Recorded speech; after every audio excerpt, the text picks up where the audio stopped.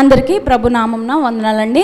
ప్రభు ఇచ్చిన ఈ నూతన ఆదివారంలోనికి, నూతన పరిశుద్ధ దినములోనికి ఆయన ఇటు రీతిగా మనల్ని అందరినీ నడిపించిన విధమును బట్టి ప్రభుని స్తుతించుకొనుచు ఆరాధనకు సహాయకరముగా కీర్తనల గ్రంథము 42వ అధ్యాయంలో నుంచి కొన్ని వాక్యములను మనం చూసుకుని పోతున్నాము. ఇది కోరహు కుమారులు రచించినదనమాట. ఇది వీరు ఎప్పుడు రాస్తారంటే అరణ్యవాసం చేస్తూ అరణ్యంలో వాళ్ళు నడుచుకుంటూ వచ్చే ఆ ప్రయాణంలో, అరణ్య ప్రయాణంలో వారు ఉండినప్పుడు వారు దేవుని సన్నిధానానికి ఎంతో దూరముగా ఉన్న ఆ సమయములలో వారు రచించుకొనిన కీర్తన ఇది. అది మనం చూద్దాము. మొదటి 6 వచనాలు చాలండి. దుప్పి నీటి వాగుల కొరకు ఆశపడుచున్నట్లు దేవా నీ కొరకు నా ప్రాణము ఆశపడుచున్నది. నా ప్రాణము దేవుని కొరకు తృష్ణగొనుచున్నది, జీవము గల దేవుని కొరకు తృష్ణగొనుచున్నది. దేవుని సన్నిధికి నేనెప్పుడు వచ్చేదను, ఆయన సన్నిధిని నేనెప్పుడు కనబడదను. నీ దేవుడు ఏమాయనని వారు నిత్యము నాతో అనుచుండగా రాత్రింబగళ్ళు నా కన్నీళ్లు నాకు అన్నపానములాయను. జన సమూహముతో పండుగ చేయుచున్న సమూహముతో నేను వెళ్ళిన సంగతిని సంతోషము కలిగి స్తోత్రములు చెల్లించుచు నేను దేవుని మందిరమునకు వారిని నడిపించిన సంగతిని జ్ఞాపకము చేసుకొనగా నా ప్రాణము నాలో కరిగిపోవుచున్నది. నా ప్రాణమా నీవు ఎలా కృంగి ఉన్నావు, నాలో నీవేళ తొందరపడుచున్నావు.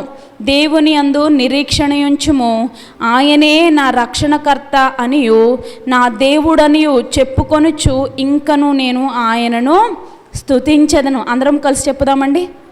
ఇంత భయంకరమైన ఈ పరిస్థితిలో కూడా కోరహు కుమారులు ఏమంటున్నారు? ఇంకను ఆయనే నా రక్షణకర్త అనియు నా దేవుడనియు చెప్పుకొనుచు ఇంకను నేను ఆయనను స్తుతించెదను. నా దేవా నా ప్రాణము నాలో కృంగి ఉన్నది. కావున యొర్దాను ప్రదేశము నుండి, హెర్మోను పర్వతము నుండి, మీసారు కొండ నుండి నేను నిన్ను జ్ఞాపకము చేసుకొనుచున్నాను.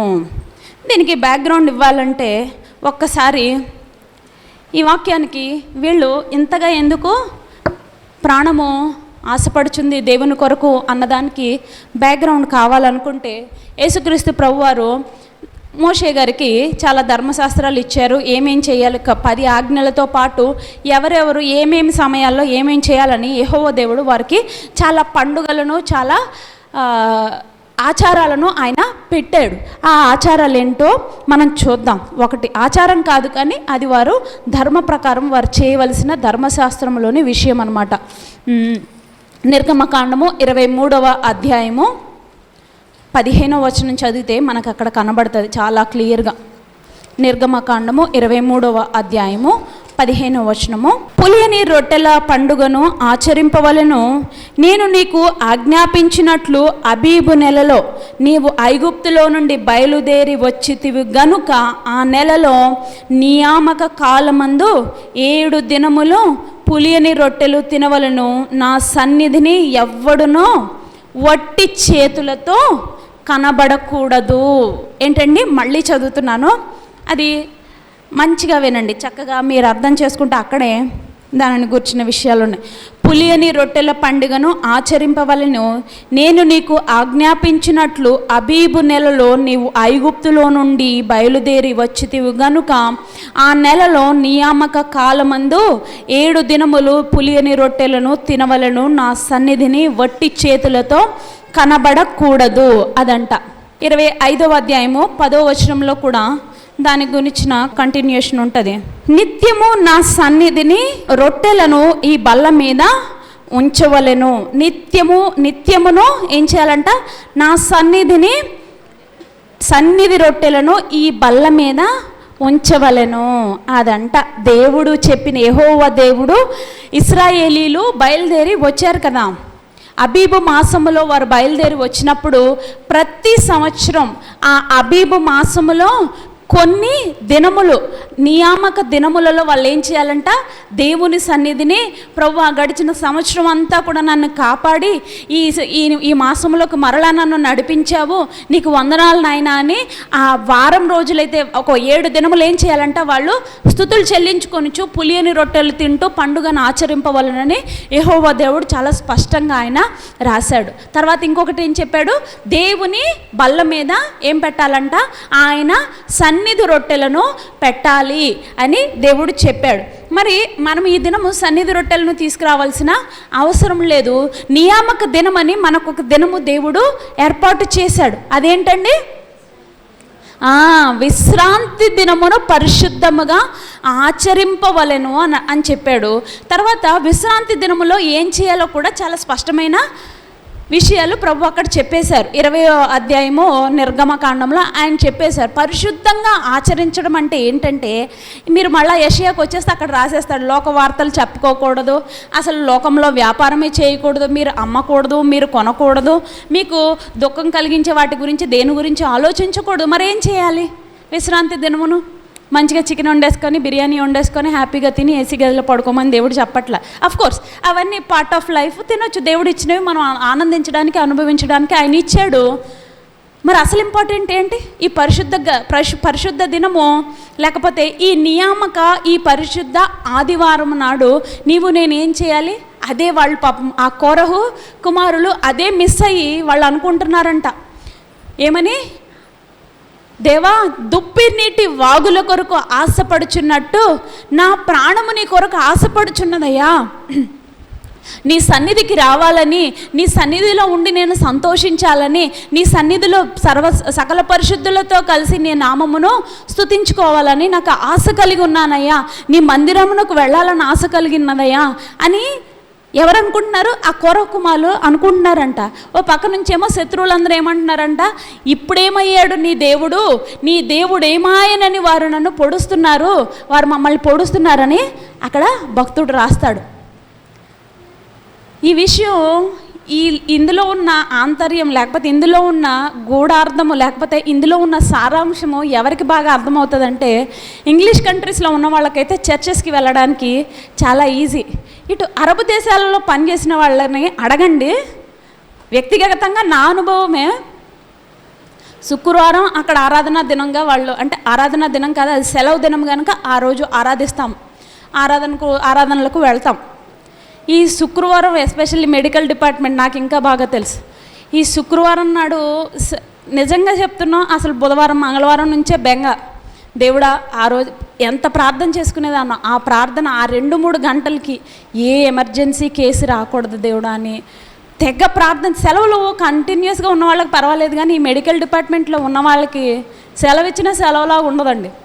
ఫోన్ 24 అవర్స్ ఆన్లో ఉండాలి, ఎప్పుడు ఏ కేసు వస్తుందో తెలియదు. ఎక్కడున్నా, పెళ్ళిలో ఉన్నా, పేరెంటంలో ఉన్నా, ఇంకెక్కడున్నా, భోజనం చేస్తున్నా, పడుకున్నా, లేచి అర్జెంటుగా వెళ్ళిపోవాల్సిందే. అది మా పరిస్థితి. అందులోని ఈ ఆపరేషన్ థియేటర్స్ అయితే ఇంకా మరీ ఎమర్జెన్సీలు మరీ దారుణంగా ఉంటాయి. అలాంటి పరిస్థితుల్లో మంగళవారం నుంచి ప్రార్థన చేసుకునేవాళ్ళం. ప్రభువా, ఒక శుక్రవారం చర్చికి వెళ్ళేసి వచ్చిన తర్వాత ఆ రోజు సాయంత్రం అక్కడే అనుకున్నాం, అమ్మయ్య ఈ వారానికి అకౌంట్ క్లియర్ అయిపోయింది, ఈ వారం అంతా నాకు మనశ్శాంతిగా ఉంటుంది, ప్రభువా నీకు వందనాలు నాయనా, ఈ వారం రావడానికి నాకు సహాయం చేసావు ప్రభువా అనేసి అసలు ఆ టైం చూసుకోవడం, 10 అవుతుందా, ఓకే ఇంకా మనం బయలుదేరిపోదాం, ఫోన్ ఏమి రాకుండా ఉంటే బాగుండు అనుకుని ఆ అరగంట చర్చికి వెళ్ళే ఆ ప్రయాణం ఉంటుంది కదా, ఫోన్ మాత్రం సైలెంట్లో పెట్టేసి చర్చికి వెళ్ళిపోయేవాళ్ళం. ఈ వాక్యం ఆ టైంలో ఇంకా బాగా గుర్తొచ్చేది నాకు. అసలు ఒక వారం చర్చికి వెళ్ళడానికి కూడా లగ్జరీ లేని పరిస్థితిలో పనిచేస్తున్నాము, అసలు ఈ మెడికల్ ఫీల్డే వదిలేయాలనిపించేసింది. ప్రభు నిజంగా అనుకున్న రీతిగా ఆయన మొత్తాన్ని తీసుకొచ్చి అసలు దేవుని సన్నిధానంలో ఉండే ధన్యతనిచ్చాడు ఆయన కదా. వాళ్ళకి తెలుసు ఆ పరిస్థితి ఏంటనేది. ఇప్పుడు డబ్బుల విలువ ఎవరికి తెలుస్తుందండి? డబ్బు కొదువుగా ఉన్న వాళ్ళకే ఆ డబ్బు విలువ తెలుస్తుంది. ప్రాణం విలువ ఎవరికి తెలుస్తుంది? ఒకసారి హాస్పిటల్స్కి వెళ్ళండి, చెప్తారు వాళ్ళు ఎవరికి తెలుస్తుంది. ఏమండి, ఐసీయూల ముందు పడిగాపులు పడి 1,00,000 అయినా పర్వాలేదు, 10 లక్షలైనా పర్వాలేదు, మనిషి ప్రాణాన్ని నిలబెట్టండి చాలు, మనిషి ప్రాణాన్ని నిలబెట్టండి చాలు అని గోజాడుకుంటారే, వాళ్ళకి తెలుస్తుంది డబ్బుల విలువ. తిండి విలువ ఎవరికి తెలుస్తుంది? మనం పడేస్తాం కదా, కుండలు కుండలు వండేయడం, అలా తీసుకెళ్ళి రోడ్డు మీద పడేయడం. అవి కుక్కలే తినని, మనుషులే తొక్కుకుంటా వెళ్ళిపోయి. అది లేని వాళ్ళకి తెలుసా, సోమాలియా ఆ దేశాలకి, ఆఫ్రికా దేశాలకి వెళ్ళండి, తెలుస్తుంది. వాళ్ళు మెతుకు కూడా వేస్ట్ చేయరు. తిండి లేక వారాలు పిల్లలతో సహా వాళ్ళు అంత భయంకరంగా వాళ్ళు అవస్థలు పడతా ఉంటారు. మనం ఇక్కడ కొండలు వండేయడం, పొద్దున్నండి సాయంత్రం తినడానికి కూడా ఏడుస్తారు. దాన్ని లేని వారికే దాని విలువ తెలుస్తుంది. ఇప్పుడు నేను చెప్పాను కదా, దేవుని ఆరాధనకు అరబ్ దేశాల్లో పనిచేసిన వాళ్ళు వచ్చిన వాళ్ళని అడగండి, చెప్తారు వాళ్ళు. అసలు ఒక్క ఆదివారం వెళ్ళడానికి వాళ్ళు ఎంత సిద్ధపడితే వాళ్ళు మందిరానికి వెళ్ళగలుగుతారో వాళ్ళకి తెలుస్తుంది. అది లేని వారికే దాని విలువ తెలుస్తుంది. మనకు అన్నీ ఉండి మనం దేవుణ్ణి ఆరాధించలేకపోవడం అది మన దరిద్రం. అందుకే అక్కడ చెప్తున్నాడు, నా ప్రాణము నాలో కరిగిపోవచ్చున్నది, అయినా కూడా నేనేమనుకుంటాను, దేవుని యందు నిరీక్షణయుంచుము, ఆయనే నా రక్షణకర్త అనియు నా దేవుడనియు చెప్పుకొనుచు ఇంకను నేను ఆయనను స్తుతించెదను అంటున్నాడు. వారికి ఎన్నో శ్రమలు వచ్చినాయి. ఆ అరణ్య ప్రయాణంలో వారికి ఎన్నో శ్రమలు వచ్చినాయి. దేవుడు ఆచరింపాలని చెప్పిన పండుగలన్నీ వారికి గుర్తున్నాయి. దేవుడు వారిని ఆ అబీబు మాసములో నుండి బయటికి తీసుకొచ్చి ప్రతి సంవత్సరము అదే మాసములో కొన్ని నియామక దినములలో వారు దేవుణ్ణి ఆరాధించాలి అన్న విషయం వారికి తెలుసు. ఇవన్నీ తెలిసి కూడా వారు చెయ్యలేని పరిస్థితిలో ఉండి దేవుణ్ణి అప్పుడు గోజాడుకుంటున్నారు. చేయాల్సిన సమయం వచ్చినప్పుడు వారు చేశారు. తర్వాత వారు చేయాలనుకున్న అవకాశం లేక వారు ఇదిగో వారి హృదయాన్ని ఇలా రాసుకున్నారు. ఏమని? దుప్పి నీటి వాగుల కొరకంట పరిగెట్టుకుంటూ, దుప్పి చాలా స్పీడ్గా పరిగెడుతుంది తెలుసా మీకు, చాలా ఫాస్ట్గా పరిగెడుతుంది దుప్పి.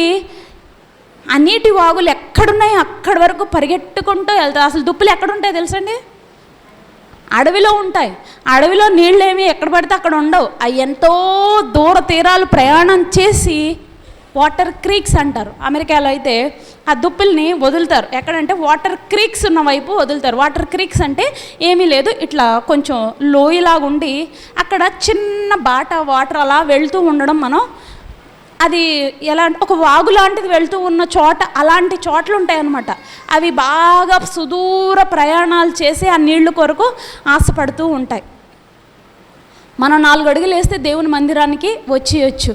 ఇది కేవలం మందిరానికి వచ్చి దేవుణ్ణి ఆరాధించడం ఇంపార్టెంట్, కానీ నీ లోపల నీ హృదయ అంతరంగములో దేవుని గూర్చిన ఆలోచన నీవు కలిగి ఉండాలి. నీ ప్రాణము నీతో దేవుని గురించి సంతోషించే అనుభవం నీవు కలిగి ఉండాలి. కుమారులు దాన్నే కోరుకున్నారు, దేవునితో సంతోషించాలి. దేవుని మందిరము కొరకు, దేవుని కొరకు, దేవుని మాటలు వినడానికి, దేవునితో సహవాసము చేయటానికి, ఆయనతో నిత్య నివాసములో ఉండాలి అని ఆశపడటానికి మనల్ని మనం అనుదినము, ఆయన ఏం చెప్తున్నాడు భక్తుడు అక్కడ దేవుడే చెప్పాడు, యెహోవా దేవుడే చెప్పాడు ఏంటి, ఆయన సన్నిధిని, ఆయన బల్ల మీద ఏం పెట్టాలంట, సన్నిధి రొట్టెలను పెట్టాలి అంటున్నాడు. ఈ దినం నువ్వు తెచ్చే సన్నిధి రొట్టెలు ఏంటి దేవునికి? ఖచ్చితంగా దేవుడు అక్కడ చెప్పేశాడు కదా.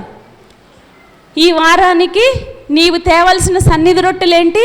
నీ హృదయము వీడిచి, నీ హృదయము తెరిచి ఆయనను, నాకు అక్కడ 5వ వచనమే మీరు ఇవ్వగలిగిన, దేవునికి ఇవ్వగలిగిన రొట్టెలు, సన్నిధి రొట్టెలు ఏంటంట, నా ప్రాణము నాలో కరిగిపోచున్నది, నాలో నీవేళ తొందరపడుచున్నావు, దేవుని యందు నిరీక్షణయుంచుము, ఆయనే నా రక్షణకర్త అనియు నా దేవుడనియు చెప్పుకొనుచు ఇంకను నేను ఆయనను స్తుతించెదను. అదంట, అవి నువ్వు తేవలసిన సన్నిధి రొట్టెలు.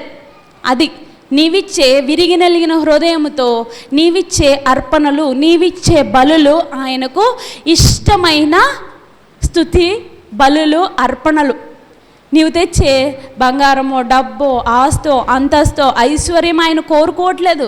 ఆయనకి ఇష్టమైంది ఏంటి? బలులనైనను అర్పణలనైనను నీవు కోరుటలేదు. మరేం కోరుకుంటున్నాడు ఆయన? విరిగిన మనస్సే, నలిగిన హృదయమే ఆయనకు ఇష్టమైన బలి. అదే ఈ దినము నువ్వు ఆయనకు తీసుకురావాలి. నియామక దినమున నీవు ఆయన సన్నిధిలో ఇవన్నిటినీ ఆచరించడం మర్చిపోకూడదని యెహోవా దేవుడు చాలా స్పష్టంగా నిర్గమకాండంలో ఇశ్రాయేలీయులందరికీ తెలియచేశాడు. మరి ఆ నియామక కాలములో ఏం చెప్తున్నాడు ఆయన? ఏంటి మనకివ్వబడిన నియామక కాలం ఏంటండి? ప్రతి వారము పరిశుద్ధ దినము, మొదటి దినముగా ఈ దినము మనము 6 దినములు పనిచేసి 7వ దినము ఆయన యందు విశ్రాంతి తీసుకోవటానికి దేవుడు మన కొరకు నిర్ణయించిన ఈ దినమున నీవు నీ విరిగి నలిగిన హృదయముతో, నీ పూర్ణాత్మతో, పూర్ణ మనస్సుతో, పూర్ణ బలముతో, పూర్ణ శక్తితో నీవేం చేయాలి? నీ రక్షణకర్త అయిన దేవునిని నీవు సన్నుతించాలి, స్తుతించాలి. దేవుడు నీకు నాకు ఆ అవకాశాన్ని ఇచ్చాడు కాబట్టి నేను నీ విరిగిన హృదయముతో ఆయనను స్తుతించాలి. అదే దేవుడు మనకు పెట్టిన నిబంధన, అదే దేవుడు మనకు పెట్టిన నియామకం. అది దేవునిలో సంతోషించడం అంటే. మిగిలినవి ఇంటికి వెళ్ళిన తర్వాత మనం తినే ఆహారం అదంతా సంతోషమే. మనం సంతోషించే భాగంలో దేవుడు వాళ్ళకు కూడా చెప్పాడు, మీకు కావాల్సింది మీరు తినండి, కానీ నా ఆజ్ఞలను మీరు మీరవద్దు అని చెప్పాడు. మీరు తినండి, కానీ దేవునికి ఇవ్వవలసిన సమయంలో ఆయనకి ఇచ్చేది ఆయనకు సంపూర్ణంగా ఇచ్చేసి అప్పుడు మీరు తినండి. మీకు ఎంత కావాలో తినండి, ఎంత సంతోషిస్తారో సంతోషించండి. అందుకే ప్రసంగి ఒక్కసారి, అది యవనస్తులకే కానీ అందరికీ కూడా మనం దాన్ని ఆపాదించుకోవచ్చు. నీ యవనమందు సంతోషపడము, నీ యవన కాలమందు నీ హృదయమును సంతుష్టిగా ఉండనిమ్ము, నీ కోరిక చెప్పునను నీ దృష్టి యొక్క ఇష్టము చెప్పునను ప్రవర్తించుము. అయితే వీటన్నిటిని బట్టి దేవుడు నిన్ను తీర్పులోనికి తెచ్చునని జ్ఞాపకము ఉంచుకొనుము. లేత వయస్సును నడిప్రాయమును గతించిపోవునవి గనుక నీ హృదయములో నుండి వ్యాకులము తొలగించుకొని నీ దేహమును చెరుపు దానిని తొలగించుకొనుము. అది దేవుడు చెప్తున్నది ఏంటంట? ఈ జీవము గల దేవుని సన్నిధానంలో ఆయన ఇచ్చిన ప్రతి దానిని మీరు ఎంజాయ్ చేయండి, సంతోషించండి, నీ హృదయాన్ని సంతుష్టిగా ఉంచుకోండి. నీకు ఎలా తోస్తే అలా సంతోషంగా ఉండండి. కానీ వీటన్నిటికీ నీవు ఒక దినము తీర్పులోనికి వస్తావు గనుక నీవేం చేయాలి? ఏం చేయాలంట? నీ హృదయములో నుండి వ్యాకులము తొలగించుకొని నీ రక్షణకర్త అయిన దేవుని స్మరణకు తెచ్చుకొని, అదే ఉంటుంది కింద మీరు చదువుకుంటూ వెళ్తే, దుర్దినములు రాకముందే నీ సృష్టికర్త అయిన దేవుని నీవు జ్ఞాపకము చేసుకొనుము అంటాడు. అదిగోండి 12వ అధ్యాయము 1వ వచనంలో అదే ఉంటుంది. దుర్దినములు రాకముందే, ఇప్పుడు వీటి యందు నాకు సంతోషము లేదని నీవు సంవత్సరములు రాకముందే, తేజస్సునకు సూర్యచంద్ర నక్షత్రములను చీకటి కమ్మకముందే, వాన వెలిసి తరువాత మేఘములు మరలా రాకముందే, నీ బాల్య దినములందే నీ సృష్టికర్తను స్మరణకు తెచ్చుకొనుము. అదంట. సంతోషంగా ఉండొచ్చు, ఎంజాయ్ చేయొచ్చు. అయితే దేవుడు ఏం చెప్తున్నాడు? వీటన్నిటికీ లెక్కలోకి వస్తావు కనుక నీ దేహమును చెరుపుదాన్ని, నీ ఆత్మకు ఆటంకపరచు ప్రతి దానిని తొలగించుకొని విడిచిపెట్టి ఆయనలో సంతోషించుచు, ఆయనను నిత్యము నా దేవుడు సజీవుడు, ఇట్టి గొప్ప దేవుని కలిగిన నేను ఇంకా ఆయనను జ్ఞాపకం చేసుకొనిచు ఆయన చేసిన ప్రతి కార్యమును బట్టి నా దేవుని నేను స్తుతించుకుంటానని విరిగి నలిగిన హృదయముతో ఆయనను స్తుతించుకోవాలి. కరెక్టే. మానవులము కనుక మనకు కలిగే శ్రమలు, ఇరుకులు, ఇబ్బందులు, శోధనలు, అనారోగ్యములు, మరణాలు ఇవన్నీ మానవులకే సంభవిస్తాయి. మానవులకే దేవుడు పెట్టాడు ఈ ముళ్ళులన్నీ. ఏమండి? పాపము వలన వచ్చే జీతం ఏంటి? అంతే. మరి వీటన్నిటికీ మరి మన పాపముల వలనే మనం ఈ శ్రమలన్నిటినీ కొని తెచ్చుకున్నాం. మరి ఈ లోకయాత్రలో ఇవన్నీ ఉంటాయి కాబట్టి వీటన్నిటినీ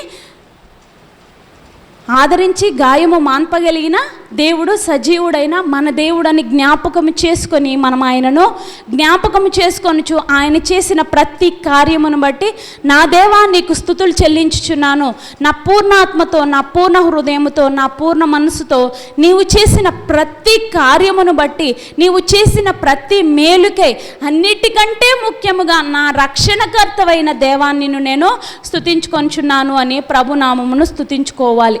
అది దేవుడు నీ దగ్గర నుంచి, నా దగ్గర నుంచి కోరుకుంటున్నాడు.